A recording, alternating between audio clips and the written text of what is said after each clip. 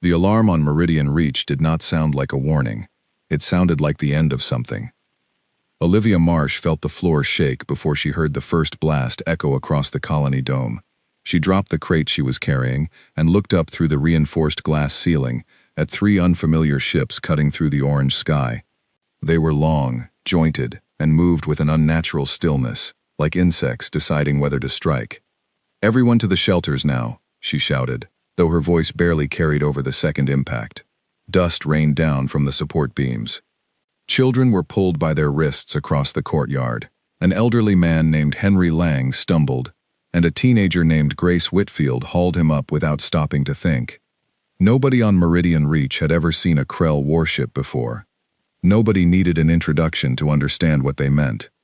The Krell Dominion had ruled a third of the Western Spiral Arm for longer than human civilization had kept written records.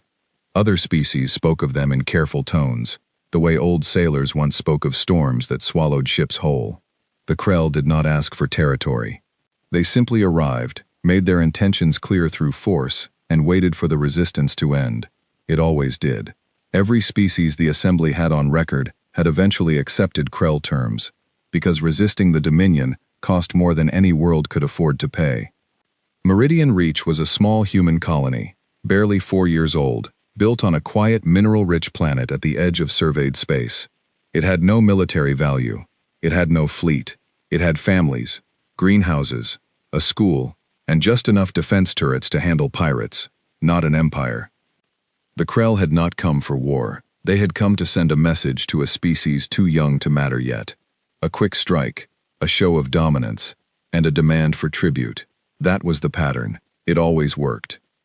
Above the planet, a lone Krell command officer named Vorik Seth watched the bombardment unfold from his bridge, with something close to boredom. His scouts had reported that the humans possessed primitive shielding and minimal orbital defense. This would be finished within the hour. He had done this 100 times to 100 different species, and the outcome never changed.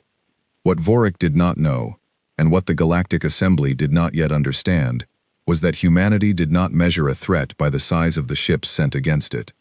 Humanity measured a threat by what it would take to make that threat stop existing.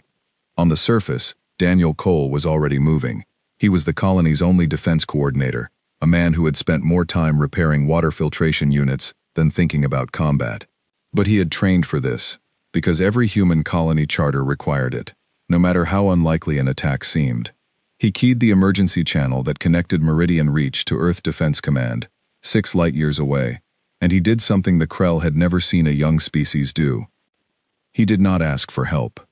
He reported the coordinates of the attacking ships, their approach vectors, their weapon signatures, and the exact timestamp of first contact. Calm, precise, like a man reading a grocery list instead of watching his home burn. Meridian Reach is under attack by unidentified hostile vessels, confirmed non-assembly registry markings consistent with Krell Dominion configuration, requesting immediate fleet response. This is not a drill. Then he did the second thing that would matter more than anyone realized. He activated the colony's black box recorder, a device required on every human settlement since the earliest days of interstellar expansion, designed to capture everything, so that if a colony fell, the reason would never be forgotten and never be repeated. The Assembly Observation Station orbiting nearby, a quiet outpost meant to monitor new species during their probationary period, picked up the distress signal within seconds. A junior officer named Ethan Price sat up straight in his chair. "Sir, we have an attack in progress." Human colony, Meridian Reach, Krell signatures confirmed. His superior, an older Assembly diplomat from a long-lived reptilian species, did not seem alarmed. She had seen this before, with a dozen other new members. It was almost a rite of passage. The younger species would suffer a loss, appeal to the Assembly for mediation, and eventually accept whatever terms the stronger power offered. It kept the peace, in its own bitter way. "Log it," she said. "Flag it for the quarterly review. We will raise it with the Dominion delegation next cycle." "Sir, the colony is requesting immediate military support from Earth." She almost laughed. "They have no fleet capable of reaching that system in time. Nothing will happen for weeks. Log it and move on." She was wrong within the hour. Nobody outside of Earth's own command structure understood how quickly humanity could move once a threshold had been crossed. For most species in the assembly, war was a slow and layered process, filtered through councils, treaties, and generational patience. For humanity, war had always been different. It was the one activity their entire history had trained them to execute with terrifying efficiency the moment it became unavoidable. 6 light-years away, alarms were already sounding across 3 shipyards. A woman named Claire Dawson, Senior Fleet Coordinator for the newly formed Outer Colonies Defense Initiative, received the distress call from Meridian Reach at the same moment she was reviewing supply manifests for an unrelated exercise. She read the report once. She did not read it twice. "Pull every ready vessel within 4 jump points," she said. "I want a response fleet, moving within the hour." Her aide, a young man named Owen Blake, hesitated. "Ma'am, protocol says we wait for assembly confirmation before engaging a registered species in active combat." "The assembly can confirm it after we've saved the people down there," Claire said. "Move." This was the moment, though nobody recognized it yet, that separated humanity from every other species the Krell had ever encountered.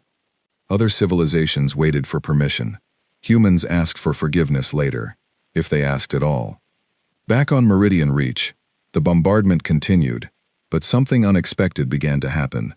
The colony's automated defense turrets, simple systems meant to swat away debris and pirate raiders, began adapting their firing patterns in real time, guided by a small team in the command bunker who had spent years running combat simulations purely as a hobby, never expecting to use them for real. Grace Whitfield, barely out of school, sat at a console recalculating targeting solutions faster than the system's own software could suggest them. "They're adjusting," Vorik Seth said aboard his ship, watching his scouts report unexpected resistance. "Recalculate approach. Minor delay only." It was more than a minor delay. It was the first sign, small and easy to dismiss, that this species was not going to behave the way the pattern predicted. Down in the shelters, Olivia Marsh knelt beside a group of frightened children and kept her voice steady, even as the ground trembled with each new impact. She did not know if the colony would survive the day. She did not know that 6 light-years away, ships were already breaking formation and beginning a jump sequence that should have taken 3 times as long to organize. She only knew that panic would spread faster than any weapon if she allowed it to, so she did not allow it. "We are going to be fine," she told them, though she had no proof of that at all. "Help is coming." She was right, though not in the way she expected. Help was not simply coming. It was already deciding what kind of help it intended to be, and that decision would ripple outward across the galaxy far beyond the borders of one small colony. Above the planet, the assembly outpost continued monitoring the situation with detached professional interest, still assuming this would resolve itself the way it always had. The senior diplomat filed her report, noting the attack as a minor territorial dispute likely to end in a tribute agreement within the week. She had no idea that the response fleet from Earth had already crossed 2 jump points and was accelerating toward Meridian Reach at a pace that violated 3 separate safety regulations the assembly itself had written for member species. She had no idea that a species barely a decade into interstellar contact was about to demonstrate something the galaxy's oldest powers had forgotten how to do. She had no idea that the pattern, the comfortable and predictable pattern that had governed conflict resolution across 1,000 worlds for 1,000 years, was about to break. On the bridge of the lead Krell warship, Vorik Seth received a sensor alert that made him pause for the first time that day. Unknown vessels, moving fast, closing distance far sooner than any threat assessment had predicted. "That is not possible," he said quietly. "No human fleet is stationed within range." But it was not a fleet that had been stationed. It was a fleet that had been assembled, launched, and driven to maximum speed within a single hour of the first distress call, because the people flying those ships had decided, without waiting for permission from anyone, that a burning colony was worth more than following the correct procedure. Vorik Seth did not know it yet, but he was about to become the first officer in the Krell Dominion's long history to learn a lesson that would eventually reach every corner of the assembly. Humans did not wait to be threatened before they acted. They did not wait for confirmation before they moved. And they did not, under any circumstance the Dominion understood, behave the way a young and primitive species was supposed to behave when faced with overwhelming force. Something had changed the moment the first bomb struck Meridian Reach, and by the time the sun set on that colony, the entire galaxy would begin to feel it, even if most of its inhabitants did not yet understand what it was. The human response fleet dropped out of jump space so close to Meridian Reach that Vorik Seth's sensor officers barely had time to register the arrival before weapons fire began. There was no formal declaration, no diplomatic hail, no warning shot across the bow. There was only a sudden and overwhelming presence where empty space had been moments before.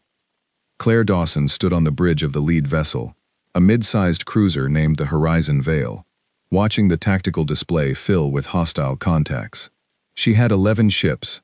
The Krell had 15, larger and more heavily armored. By every calculation the Assembly's own war colleges taught, this was not a fight humanity should have chosen to start. She started it anyway. "Concentrate fire on their command vessel," she said. "If we take the head off this, the rest will hesitate." Owen Blake, still catching his breath from the frantic hour of preparation, looked at the numbers scrolling past him. "Ma'am, their command ship has triple our shield strength. Then we hit it until it doesn't." It was not recklessness. It was a philosophy baked into Earth's military doctrine long before humanity had ever left its home system, refined across centuries of conflict that had taught one lesson above all others: hesitation kills more people than boldness ever does. Where the Krell were used to opponents who probed, retreated, and negotiated from a position of caution, the human fleet arrived already committed to a single outcome. Aboard Vorik Seth's ship, the bombardment of the colony stopped entirely, as every available system redirected toward the new threat. He had expected reinforcements eventually, perhaps in days, perhaps in a week, arriving cautiously and probing for weakness before committing to open engagement. He had not expected a fully committed assault within a single hour of the original attack. "Redirect all forward batteries," he ordered. "Destroy the lead vessel." The Horizon Veil took damage almost immediately, hull plating buckling under concentrated fire, but Claire did not order a retreat. Instead, she ordered her formation to tighten, ships moving closer together so their combined shields could overlap and absorb the punishment as a single unit rather than 11 separate targets. It was a tactic drawn from ancient naval warfare, adapted for starships, something no Krell tactician had ever needed to counter because no opponent had ever fought this way before. On the surface, Daniel Cole watched the battle unfold on emergency sensors patched together from the colony's remaining systems. Around him, Grace Whitfield kept recalculating targeting solutions for the ground turrets, feeding data up to the fleet whenever she found a gap in the Krell formation. "Tell the fleet their third ship has a weak point near the engine cluster," she said, voice tight with concentration. "I've been watching the shield fluctuation pattern for the last 10 minutes. Daniel relayed the information without hesitation. Within moments, the Horizon Veil redirected 2 escort vessels toward that exact weak point, and the third Krell ship lost propulsion entirely, drifting out of formation. It was a small thing, a single disabled ship among many, but it represented something the Krell had never encountered before. A colony under direct bombardment, supposedly helpless and primitive, was actively feeding real-time tactical intelligence to its rescue fleet. Coordinated so smoothly, it was as if the ground and the ships in orbit were a single organism rather than 2 separate forces improvising under pressure. Vorik Seth began to understand, with a cold and unfamiliar feeling settling into his chest, that this engagement was not proceeding according to any pattern his species had encountered in centuries of expansion. "Pull back to the outer marker," he finally ordered. "We will reassess and return with a larger force." It was the correct decision by every standard of Krell military doctrine. Preserve the fleet, retreat to consolidate, and return overwhelming force once the enemy's capabilities were fully understood. It was a decision that had preserved Krell dominance for centuries. Claire Dawson had no intention of allowing it. "They're breaking off," Owen said, relief plain in his voice. "Pursue," Claire said. Owen turned to look at her, genuinely startled. "Ma'am, we've achieved the objective. The colony is safe." "Pursuing a retreating force this size, with the damage we've taken, that's how you make sure they don't come back with 30 ships instead of 15, Claire said. "If we let them retreat clean, They learn nothing except that we can be temporarily inconvenienced. I want them to learn something else today." The human fleet gave chase, engines burning past their rated safety limits, weapons crews working through injuries and fatigue, because stopping was not something anyone on that bridge was willing to consider while the enemy was still within reach. The pursuit lasted nearly 40 minutes, an eternity in ship-to-ship combat, and by the end of it, 6 Krell vessels had been disabled or destroyed. The remaining 9 scattered into jump space in a formation so ragged it barely qualified as organized retreat. Vorik Seth's own ship was among the survivors, badly damaged, limping toward the nearest Dominion outpost with a report he did not know how to write. How could he explain that a species with no standing fleet, no history of interstellar war, and a colony population smaller than a single one of his ship's crew complement, had not only survived an opening strike meant to be a formality, but had counterattacked with a ferocity and coordination that felt, to his officers, disturbingly familiar in its ruthlessness, and disturbingly foreign in its speed. News of the engagement reached the assembly outpost within hours, and it did not arrive quietly. The senior diplomat who had dismissed the initial distress call as a routine matter for the quarterly review found herself instead drafting an emergency briefing for the full assembly council, something she had not been required to do in over a decade. "The human fleet did not simply defend the colony," she reported, her voice carrying a note of genuine unease that surprised even her own aides. "They pursued a numerically superior retreating force and inflicted significant losses before the Krell vessels escaped into jump space. This is not the behavior pattern we have observed in any previous first contact conflict."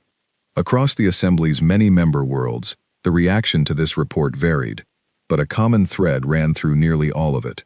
Species who had spent generations learning to survive Krell expansion through caution, negotiation, and gradual resistance now found themselves looking at a species barely out of its own solar system that had, in a single afternoon, done what none of them had ever managed.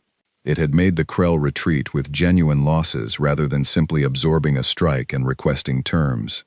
The Dominion, for its part, did not take the engagement as a defeat requiring reflection. It took it as an insult requiring correction.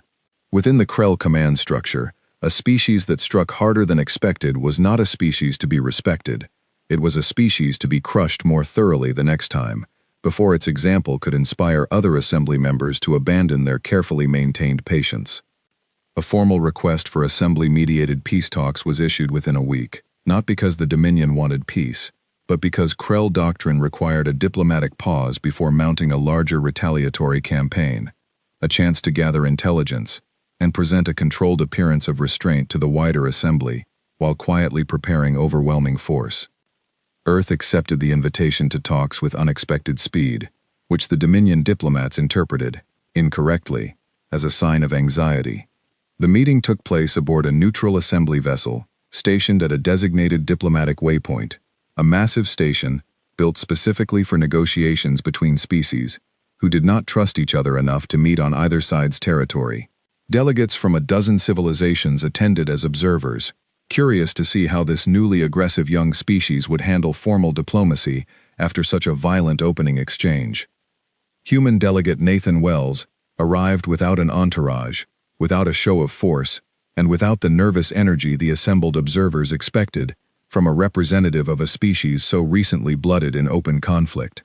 He wore a simple gray uniform, carried a single data tablet, and sat at the negotiating table with the unhurried calm of a man who had already decided how this conversation was going to end. The Krell delegation, led by a senior diplomat named Sarek Vane, opened with the expected language of controlled aggression, softened just enough for assembly ears. Compensation for the colony strike would be waived, they said generously, in exchange for a formal recognition of Krell territorial boundaries near the human expansion zone, along with a modest tribute arrangement to prevent future misunderstandings. It was the same offer the Dominion had used successfully for centuries. A show of magnanimity wrapped around a demand for submission, delivered to a species still shaken from its first taste of interstellar violence. Nathan Wells listened to the entire proposal without interrupting. When Sarek Vane finished, the room waited for the expected human response, some mixture of gratitude, negotiation, or nervous compromise. Instead, Nathan opened his data tablet and turned it so the assembly observers could see the display alongside the Krell delegation. "I've reviewed your proposal," he said, his voice calm and unremarkable, almost conversational. "Earth is not interested in a tribute arrangement. We are here to present terms for your surrender." The room went silent in a way that assembly translators struggled to render accurately across a dozen different species, because silence itself carries different weight depending on how a culture processes shock. Sarek Vane, for the first time in a diplomatic career spanning multiple decades, did not have an immediate response prepared. "Surrender," he finally repeated, as though testing whether the translation had failed. "You attacked one colony. You disabled a handful of ships. You believe this entitles you to demand the surrender of an empire that has stood for centuries." "I believe," Nathan said, "that you attacked a colony full of families with no military presence, expecting no resistance, and you were wrong. I believe you are currently reassessing your approach and preparing a larger force to correct what you consider an embarrassment. And I believe that if this continues, the outcome will not favor you, because you are fighting according to rules that stopped applying to us a long time ago." He tapped the tablet, and a series of documents appeared on the shared display, translated automatically for every species present. They were not military statistics or fleet counts. They were historical records, carefully selected, showing how quickly human industrial capacity had scaled during past periods of large-scale conflict on Earth itself, long before humanity had ever built a starship. "These are examples," Nathan continued, "of what happens when our species commits fully to resolving a conflict. We are not asking you to be afraid of us. We are telling you, honestly, what will happen if you continue down this path, so that when it happens, you cannot claim you were not warned." Sarek Vane's aides exchanged glances that even the human observers could read as uncertainty, an emotion the Dominion rarely displayed in front of outsiders. "This is posturing," Sarek said finally, regaining his composure.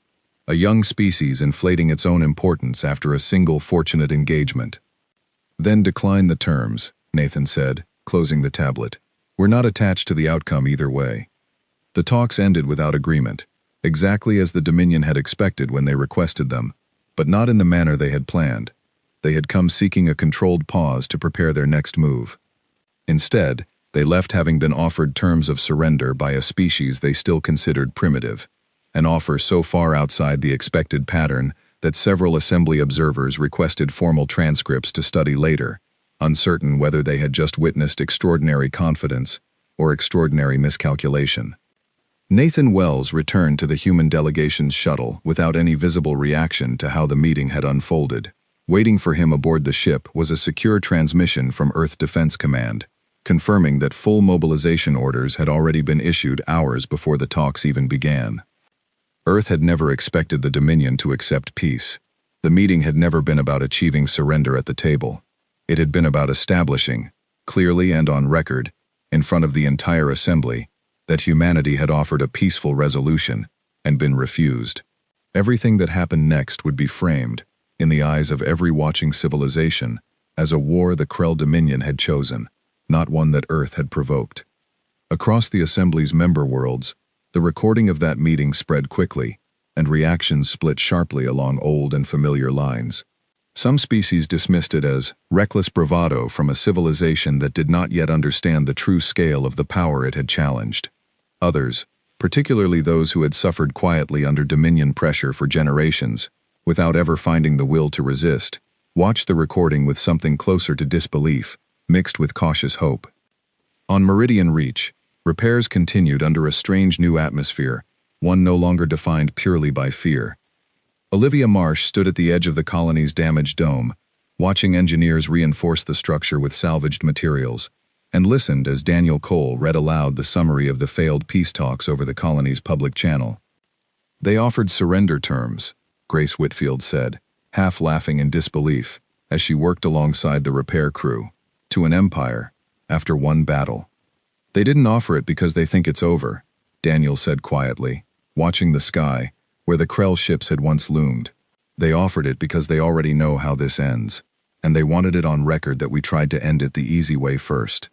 Above them, far beyond the colony's damaged dome, the Dominion's larger fleets were already beginning to move, summoned from distant systems, to answer what their command structure now considered an unacceptable insult, requiring an overwhelming and decisive response.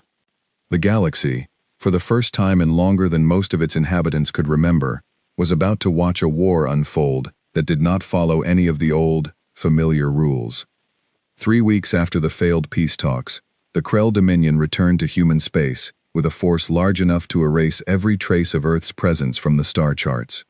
42 warships emerged from jump space near the outer edge of the human expansion zone, accompanied by 2 allied fleets from smaller client species, who owed the Dominion tribute and obedience in equal measure.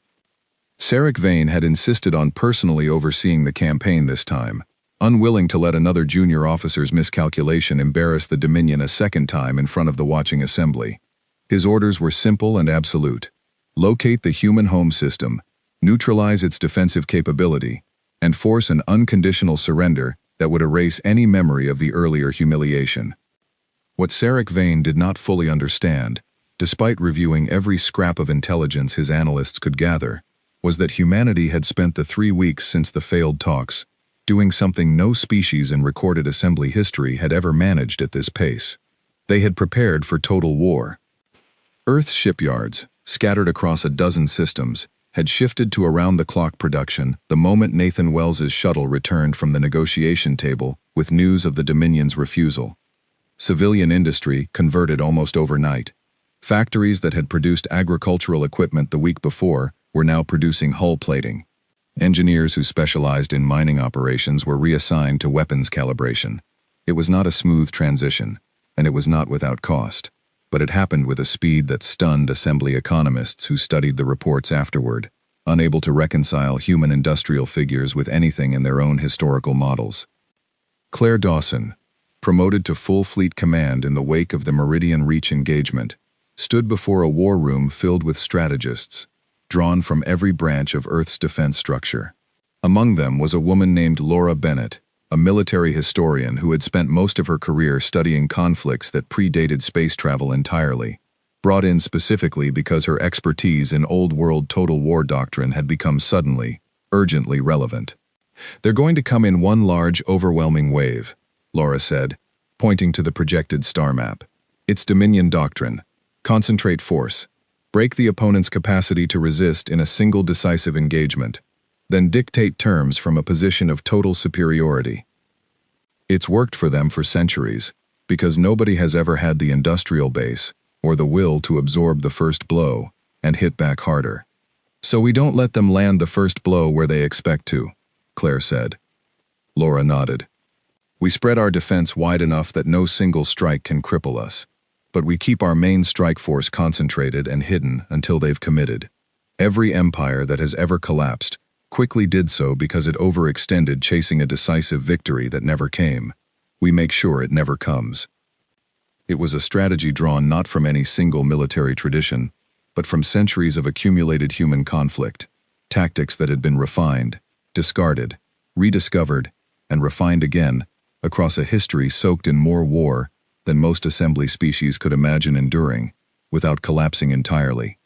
Where the Krell fought according to doctrine passed down largely unchanged for generations, humanity fought according to a constantly evolving library of hard lessons paid for in ways nobody wanted to repeat, and that adaptability was about to become the deciding factor in a war neither side had truly wanted to fight, though only one side had tried to avoid it. The Dominion fleet advanced toward the human colony world of New Halden, the largest settlement outside Earth's home system, expecting to find the concentrated bulk of humanity's defense waiting there for a final decisive battle. Instead, they found a modest defensive garrison, heavily fortified but clearly insufficient to withstand a fleet of this size, exactly as human intelligence had allowed the Dominion scouts to believe. "They've committed the majority of their strength to a single world," Sarek Vane observed, studying the sensor readings with satisfaction. "Predictable. Begin the assault." The bombardment of New Halden began within the hour, and for the first day, it appeared the Dominion's doctrine was working exactly as intended. The garrison fleet, though it fought with the same ferocity that had disabled 6 Krell ships at Meridian Reach, was gradually worn down by sheer numerical superiority. Colony shields began to fail. Casualties mounted. It looked, To every observer watching from the Assembly's monitoring stations scattered across the region, like the beginning of the end for New Halden, and perhaps for humanity's entire resistance effort. It was, in truth, exactly what Claire Dawson and Laura Bennett had planned for the Dominion to believe.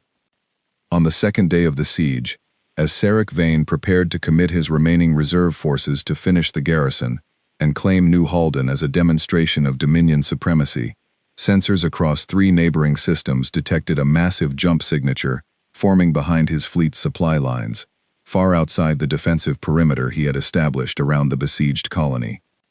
It was not a rescue fleet. It was Earth's entire mobile strike force, 93 vessels strong, built and crewed in 3 weeks of round-the-clock effort, positioned with surgical precision to sever the Dominion fleet's line of retreat and resupply before striking directly at its rear flank. "Impossible," Sarek Vane said, staring at the tactical display as reports flooded in. "They could not have built a fleet this size in the time since our last engagement. Our intelligence confirmed their shipyard capacity was insufficient." His intelligence had confirmed humanity's shipyard capacity under peacetime conditions. Nothing in the Dominion's centuries of expansion had prepared their analysts to account for what a species could accomplish once every civilian resource had been redirected toward survival, with no half measures considered. The battle that followed would later be studied by military historians across dozens of assembly worlds, referenced simply as the Halden Reversal, though at the time it unfolded as chaos, fire, and desperate maneuvering across 3 days of continuous engagement. Claire Dawson's strike force hit the Dominion's supply convoys first, destroying the fuel and munitions reserves that Sarek Vane's fleet depended on for a prolonged siege. Without resupply, the Dominion ships still bombarding New Halden found their weapons output steadily declining, even as the colony's garrison, reinforced by emergency shipments smuggled through a gap in the blockade during the confusion, began mounting a fiercer defense than the numbers alone should have allowed.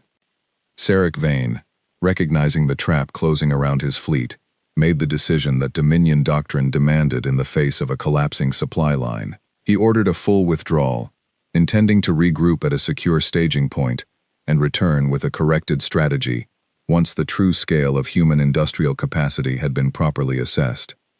Claire Dawson had anticipated this decision 3 weeks earlier, sitting in the same war room where Laura Bennett had first outlined the strategy. "They'll try to retreat and regroup, the same as they did at Meridian Reach," Laura had said then. "It's their standard response to an unexpected reversal. Preserve the fleet, absorb the lesson, come back stronger." "Then we don't let them absorb the lesson somewhere safe," Claire had replied. The human strike force did not allow the Dominion fleet a clean withdrawal. Instead, smaller, faster vessels, purpose-built during the mobilization specifically for this role, harried the retreating Krell formation continuously, denying them any opportunity to regroup into a defensible configuration. It was exhausting, costly work, and Earth lost 11 ships in the pursuit, but it prevented Sarek Vane's fleet from ever re-establishing the kind of organized retreat that would have allowed the Dominion to return later with a fully corrected strategy. By the time the remnants of the Krell fleet finally escaped into deep jump space, only 19 of the original 42 vessels remained combat-capable, and the 2 Allied client fleets that had accompanied the campaign had suffered even worse proportional losses, their commanders privately questioning, for the first time in generations, whether continued loyalty to Dominion doctrine was worth the cost. News of the Halden reversal reached the Assembly's Central Council chamber within days, carried by monitoring stations that had watched the entire engagement unfold from a cautious distance. The reaction across the council was unlike anything the chamber's oldest members could recall from any previous conflict between a young species and an established power. It was not celebration, even among species who had suffered under Dominion pressure for generations and might have privately welcomed a check on Krell expansion. It was something closer to unease, a slow dawning recognition that the rules governing conflict across the galaxy, rules so old and so deeply assumed that few species had ever thought to question them, had just been broken by a civilization barely a decade into interstellar contact. Sarek Vane, humiliated twice now in front of the entire assembly, made one final decision that would define the last phase of the conflict. Rather than accept the losses at New Halden as a reason for caution, Dominion Command interpreted the defeat as proof that half measures had failed twice, and authorized an assault directly against Earth's home system, the single decisive strike that would end the war regardless of cost, using every fleet the Dominion could gather from across its territory. It was a desperate gamble, and everyone involved, on both sides, understood it as such. The battle for Earth's home system began on a morning that would later be remembered across human history, with the same weight once reserved for the turning points of Earth's own ancient wars, moments when the outcome of a single engagement reshaped everything that followed. 71 Dominion warships, the largest fleet the Krell Dominion had committed to a single engagement in over 2 centuries, emerged from jump space at the edge of the solar system. Sarek Vane commanded from the bridge of his flagship, having personally requested the honor of ending this conflict, determined not to allow a third humiliation to stand. Waiting for them was not the concentrated defense the Dominion expected, but something far more complex, layered across the entire system, in a formation Laura Bennett had spent 2 weeks designing, based on centuries-old principles of defense in depth, adapted for a scale of warfare that no human strategist had ever actually tested in real combat. Automated defense platforms, hastily constructed but numerous, formed the outer layer, designed not to stop the Dominion fleet, but to slow it, force it to expend munitions, and reveal its formation and tactics before the true defense engaged. Behind them, Earth's main battle fleet waited in a dispersed pattern, rather than a single concentrated wall, denying the Dominion the decisive engagement their doctrine depended on. "They are scattering their forces," Sarek Vane observed, studying the human formation, with something approaching contempt. "A defensive posture born of desperation, not strategy. Advance and destroy the outer platforms first. We will crush their fleet in detail once it is forced to respond to our advance." It was, once again, exactly the decision Claire Dawson and Laura Bennett had hoped he would make. As the Dominion fleet committed to clearing the outer defense platforms, human strike groups, positioned in concealment behind the debris fields of the system's asteroid belt and the shadow of its outer planets, began their own coordinated advance, striking not at the main body of the Dominion fleet, but at its flanks and rear, denying Sarek Vane the clean, decisive engagement his doctrine required to function. The battle stretched across 4 days, the longest continuous engagement in humanity's brief interstellar history, fought across a volume of space large enough to encompass an entire solar system. Casualties mounted on both sides in numbers that strategists on Earth had prepared for but hoped never to actually witness. Daniel Cole, transferred from Meridian Reach to a coordination role aboard one of the system's defense stations, spent 4 days without meaningful rest, relaying targeting data and damage reports as ships under his coordination fought and, in too many cases, were lost. By the 4th day, Sarek Vane's fleet had been reduced to 22 combat-capable vessels, scattered and disorganized, unable to coordinate a unified strategy against a defense that refused to present the single decisive target his doctrine had trained him to seek. Earth's fleet, though badly bloodied and reduced by nearly a third, remained cohesive, still coordinated, still capable of concentrated action in a way the Dominion forces no longer could match. On the 5th morning, Claire Dawson gave the order that would end the campaign. The remaining Earth strike groups, held in reserve throughout the previous 4 days, specifically for this moment, converged on Sarek Vane's flagship in a coordinated strike that overwhelmed its remaining defenses within minutes. Sarek Vane's flagship did not survive the engagement, and with its destruction, what remained of the Dominion's command structure in the system collapsed into disorganized retreat.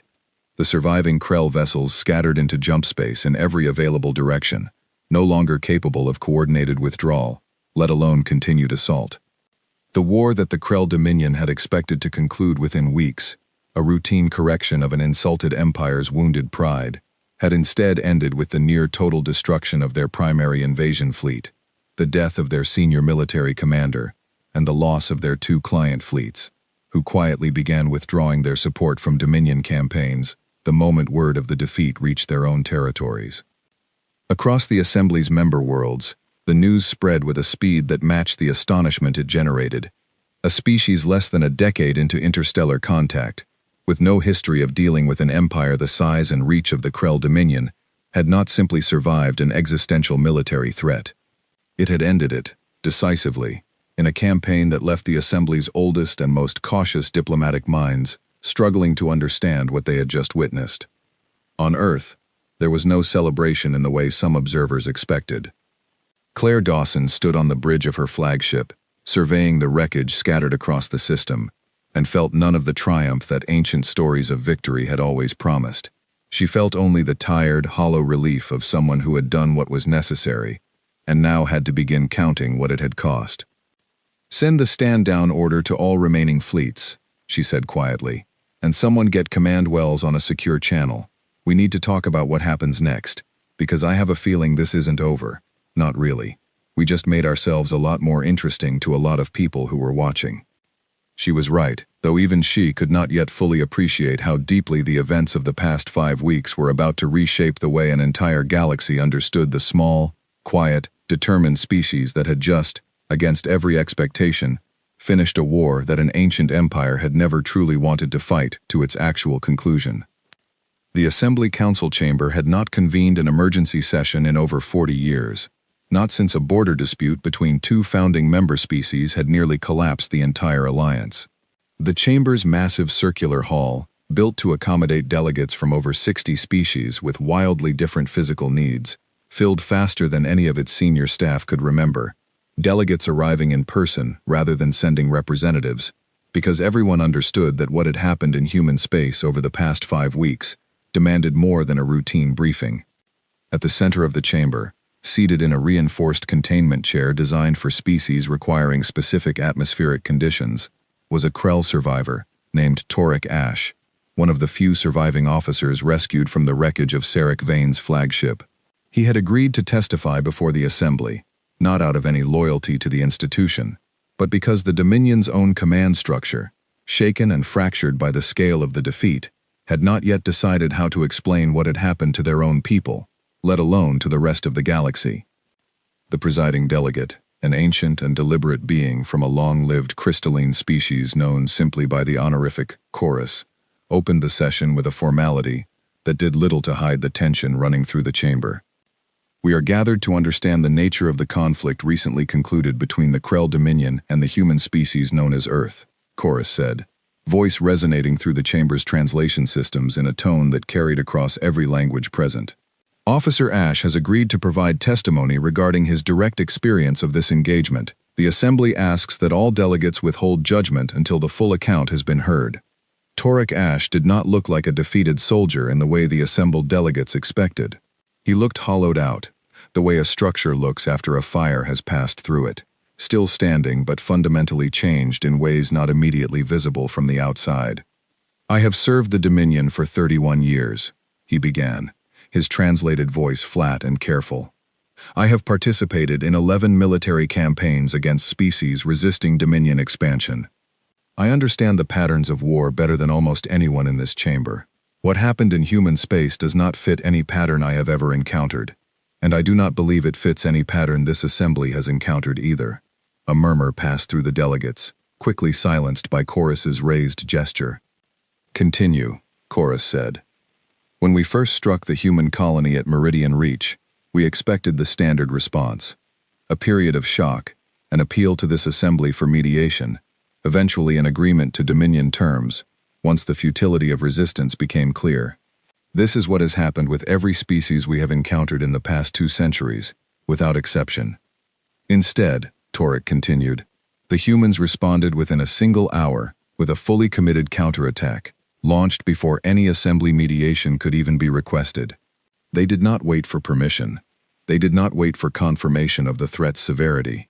They simply decided the outcome they required, and moved to achieve it, with a speed our own command structures were not equipped to anticipate, let alone counter." He described the failed peace talks, the surrender terms offered to the Dominion by a human delegate who showed no visible anxiety, despite representing a species that had, at that point, engaged in exactly one battle against an empire centuries older than his own civilization's presence among the stars. He described the mobilization that followed the failed talks, industrial figures that Dominion analysts had initially dismissed as sensor errors, because no civilization should have been capable of that rate of production without decades of preparation. They built 93 warships in 3 weeks, Torek said, and the number alone drew audible reactions from several delegates, whose own species measured shipbuilding in years, sometimes decades, for vessels of comparable scale, not from an existing reserve fleet held in secret, from civilian industry converted overnight, the moment war became unavoidable in their judgment. He described the Halden reversal, the trap that had cost Sarek Vane nearly half his invasion fleet, and the final battle for the human home system, 4 days of continuous engagement that had ended not in negotiated withdrawal, but in the complete destruction of the Dominion's primary strike force and the death of its commanding officer. "What troubles me most," Torek said, and here his voice changed, losing some of the careful military precision it had maintained throughout the testimony, "is not that we lost. Empires lose wars. It has happened before, and the Dominion has always recovered, because losing a war to a species with ambitions of its own is a known and survivable outcome. What troubles me is what happened after the battle ended." Chorus leaned forward slightly, an unusual gesture for a species that rarely displayed visible curiosity in formal proceedings. "Explain." "We expected occupation," Torek said. "We expected the humans, having won such a decisive victory, to press their advantage, to pursue our retreating forces into Dominion territory, to demand reparations, territory, resources, anything that a victorious power typically extracts from a defeated enemy. This is the pattern every species in this assembly understands, because it is the pattern that governs how power operates between civilizations. They did none of this," he continued. "The moment our forces retreated beyond the boundary of what the humans consider their territory, the pursuit stopped entirely. Their fleet stood down. Their diplomat, the same one who offered us surrender terms before the war began, transmitted a message to Dominion Command, stating simply that Earth had no further military objectives and considered the matter concluded, provided the Dominion made no further attempts against human territory."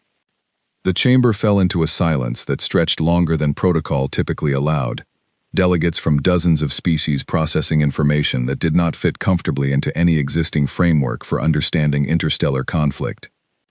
"They won a war against an empire that had governed a third of this spiral arm for centuries," Torek said quietly, "and then they simply stopped. No demand for territory, no demand for resources, no demand for anything beyond an assurance that we would leave them alone. I have spent 31 years studying how power behaves once it has been demonstrated. I do not understand what I witnessed, and that frightens me more than the battle itself." A delegate from a species known as the Vel, small mammalian beings who had lived under Dominion tribute arrangements for over a century, rose to speak, their translated voice carrying an edge of something between hope and disbelief. "Are you suggesting," the Vel delegate said, "that this species defeated the Dominion and did not seek to replace it? That they possess the capability to reshape the balance of power across this entire region and have simply declined to use it?" "I am suggesting," Torek said, "that I do not know what they seek, and that uncertainty is, in my professional judgment, more dangerous than any clearly stated ambition would be. An empire that wants territory can be negotiated with. An empire that wants resources can be bargained with.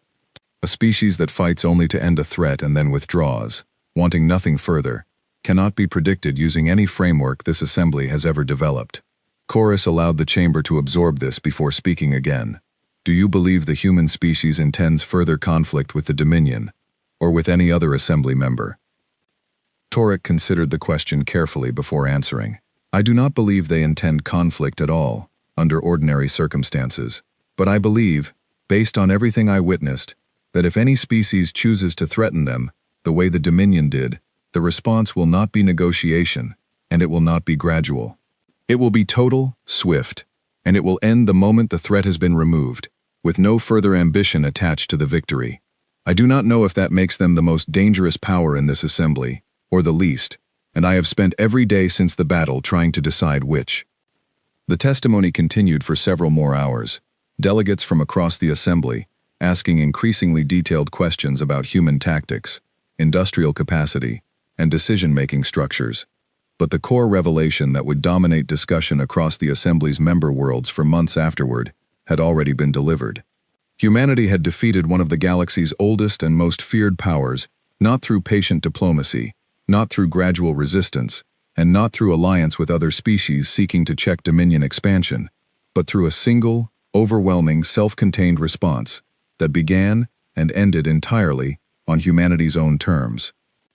In private sessions following the public testimony, delegates from species who had suffered under Dominion pressure for generations debated openly, some for the first time in their political careers, whether this new power represented an opportunity or a threat far greater than anything the Dominion had ever posed. The Dominion, whatever its cruelty, had always operated according to understandable incentives: expansion, resource extraction, the accumulation of tribute and territory. Every species in the assembly understood those incentives, because most of them, to varying degrees, operated according to similar logic. Humanity's incentives, based on everything Toric Ash had described, did not fit that logic at all. A representative from a long-established trading consortium, a species called the Marin, known throughout the assembly for their careful, risk-averse approach to interstellar politics, voiced the concern that would come to define much of the assembly's response in the weeks that followed.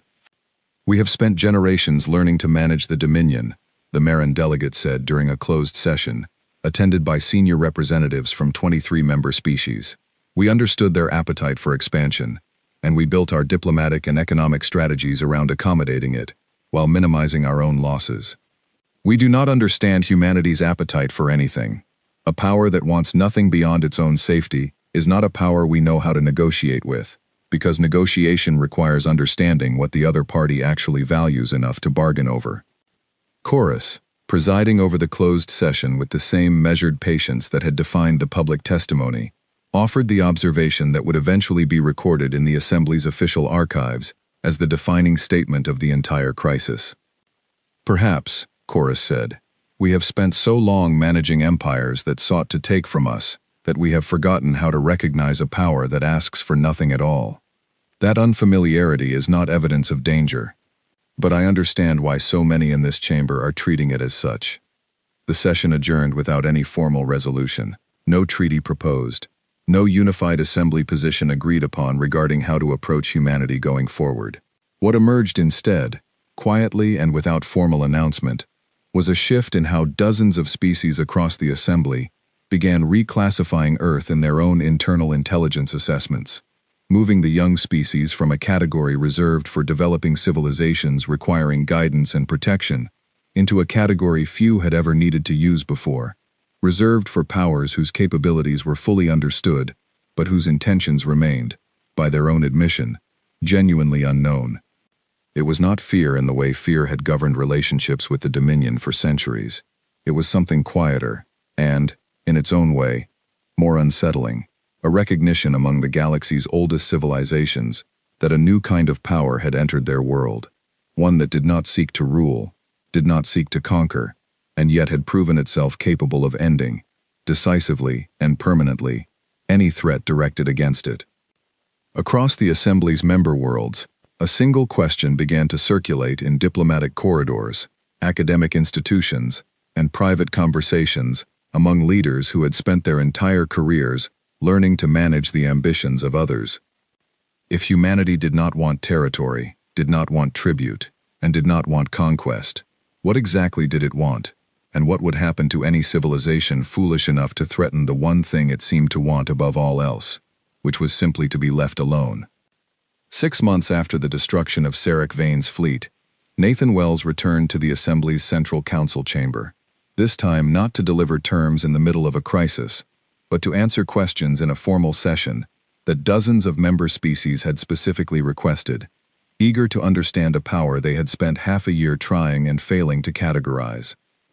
The chamber was fuller than it had been even during Toric Ash's testimony, delegates from species who rarely bothered attending routine sessions now present in person, drawn by a curiosity that had only grown more intense the longer humanity remained quiet in the aftermath of its victory. No demands had been made of the Dominion, beyond the original assurance of non-aggression. No territorial claims had been filed. No resource agreements had been proposed. Earth had simply returned to rebuilding its damaged colonies and continuing its slow, steady expansion at the same modest pace it had maintained before the war, as though the destruction of one of the galaxy's oldest empires had been a minor interruption rather than a defining moment in its history. Chorus, still presiding over assembly proceedings with the same unhurried patience, opened the session with a question that had been submitted jointly by over 30 member species, a rare display of unified curiosity among civilizations that rarely agreed on anything. Ambassador Wells, Chorus said, the Assembly wishes to understand humanity's intentions going forward.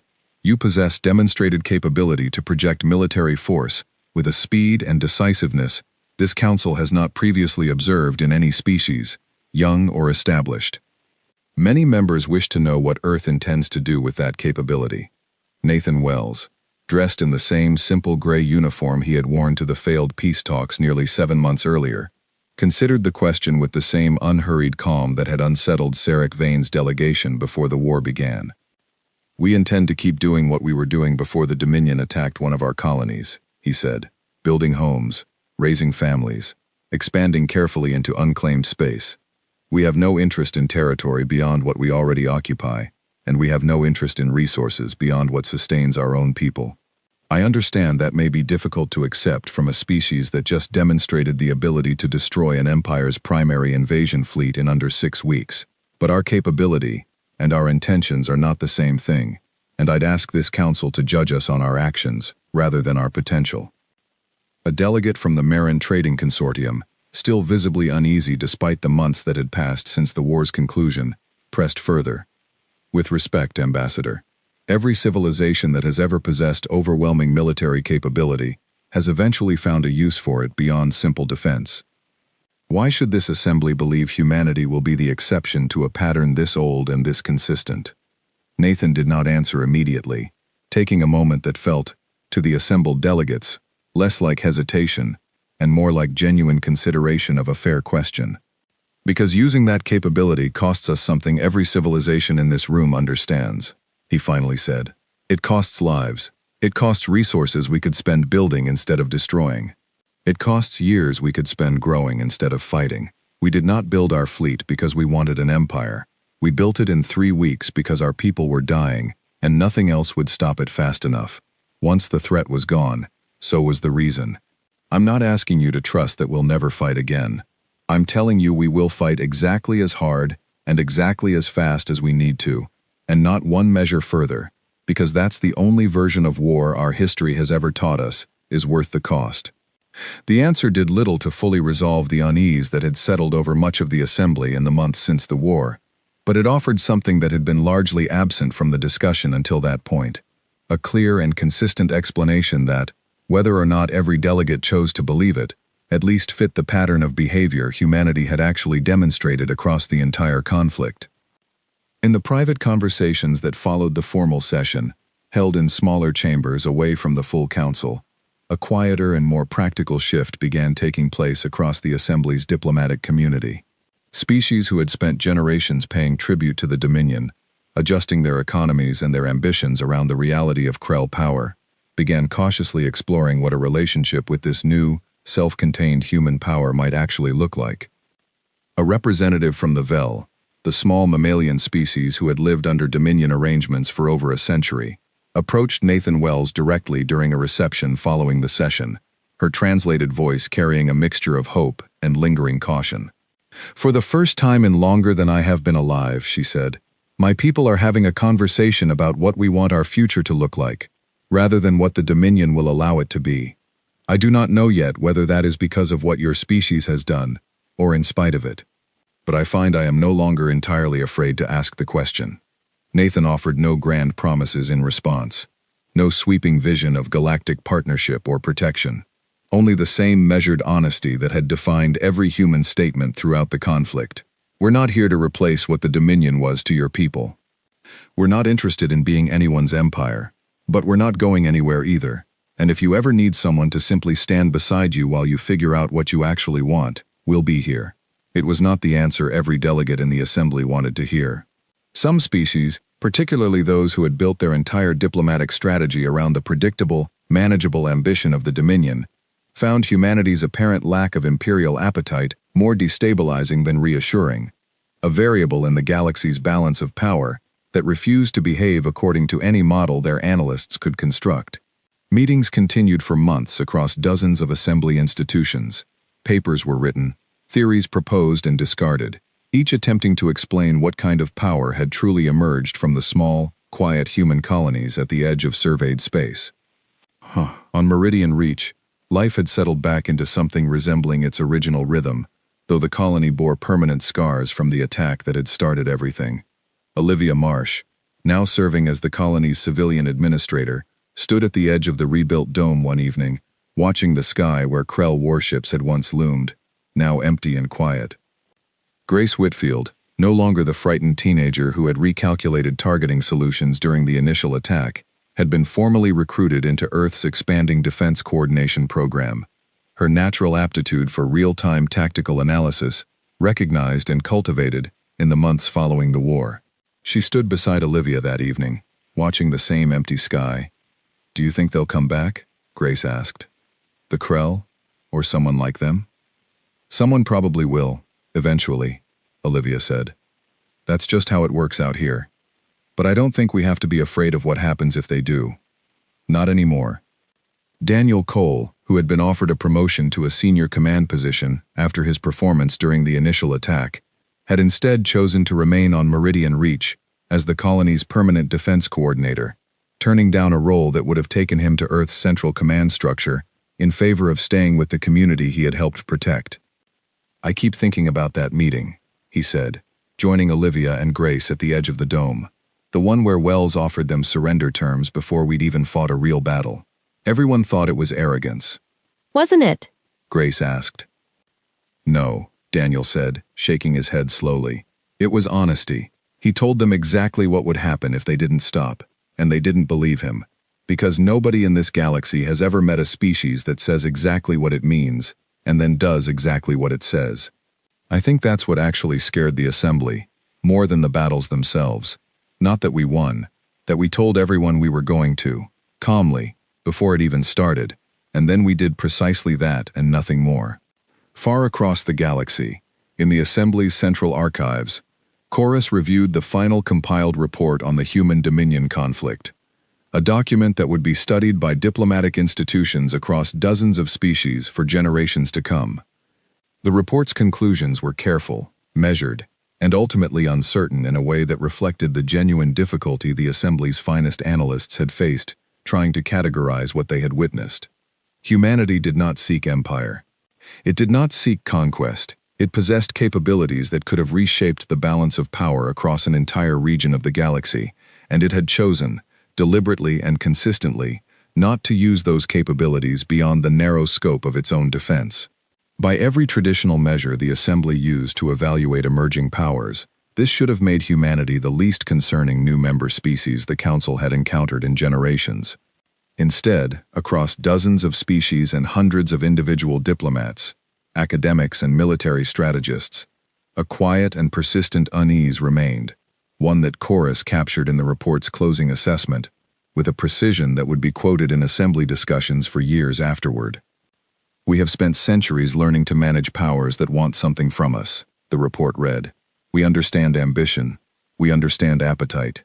We understand the slow, predictable expansion of empires seeking resources, territory, and influence. Because these are patterns as old as civilization itself, patterns every species in this Assembly has either practiced or endured. Humanity has shown us something we do not have a framework for, a power capable of ending any threat directed against it with total and overwhelming finality, that appears to want nothing more from the galaxy than to be allowed to continue existing quietly at its own pace. We do not know whether this makes them the safest neighbor this Assembly has ever gained, or the one civilization among us capable of ending any conflict permanently, should that peace ever be broken. Perhaps, in time, we will learn which. Until then, the wisest course this Council can recommend to every member species is simple. Do not mistake their patience for weakness, and never test the boundary of what they consider a threat worth finishing. The report was formally adopted into the Assembly's permanent archive without amendment, a rare occurrence for a document carrying such open uncertainty at its core.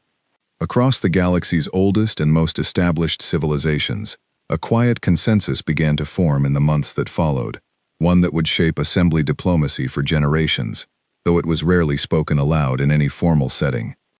The Krell Dominion, humbled and diminished, gradually withdrew from the border regions near human space, its client species slowly asserting their own independence, as Dominion's strength continued to wane in the aftermath of its catastrophic defeat. Other empires across the galaxy, watching from a cautious distance, quietly revised their own expansion plans, none willing to test whether the small, quiet species at the edge of surveyed space would respond to provocation the same way it had responded to the Dominion. On Earth, life continued much as it had before the war, colonies growing, families building homes across an expanding frontier. The enormous cost of the conflict slowly folded into the same historical memory that held every other war humanity had ever fought, and, eventually, ended. There was no triumphant celebration, no lasting monument to conquest, only the quiet, steady continuation of a species that had never wanted a war in the first place, and had simply refused, when one was forced upon it, to let it last a single day longer than necessary. And across the galaxy, in council chambers and diplomatic corridors on 100 different worlds, one truth settled quietly into the collective understanding of civilizations far older than Earth itself, a truth that would color every future interaction between humanity and the wider galaxy for as long as either endured. Other empires fought wars. Humans finished them.